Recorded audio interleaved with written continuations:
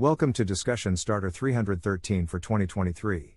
Romans 8:31 says, "So, what do you think? With God on our side like this, how can we lose?"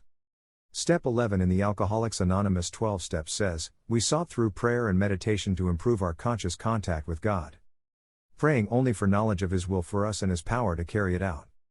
This verse asks the question, if God is for us, how can we lose? Obedience to God is an act of faith. It's a demonstration that we trust God enough to follow His commands in every area of our lives, no matter what is going on.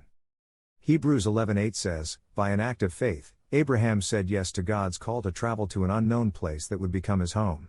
When he left, he had no idea where he was going." I wonder, have you ever been in that position, where you had to trust God completely with no knowledge of where you were going, or what was going to happen when you got there? God's call for our obedience is based on His commitment to our well-being. Obedience to God is based on our willingness to do what He tells us to do because He knows what is best for us.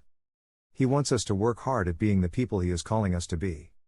Philippians 2:12 Work hard to show the results of your salvation, obeying God with deep reverence and fear. I wonder, has God ever pointed the way He wants you to go, and you have done what you wanted to do anyway? How can we lose? We can lose through disobedience to God's will. If we consistently disobey God, our claims of seeking His will, and His power to carry it out are meaningless, and we are headed for the long slippery road of relapse. Psalm 119:2-4 says, "You're blessed when you follow His directions, doing your best to find Him." That's right, you don't go off on your own, you walk straight along the road He set. You, God, prescribe the right way to live, now you expect us to live it. The goal for all of us in the process of recovery is to seek, find and carry out the will of God for our lives, with His help and in His timing. God is present with us as we walk the path of recovery. He is with us as we learn and apply the principles of recovery in accordance to His Word. He is for us as we put into practice the things we are learning and adapt to change lives on a daily basis.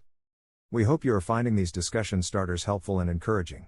Don't forget to join Archie on Sunday evening for episode 3 of the 6-episode podcast series, Sobriety Unleashed. Until next time. Thanks for listening.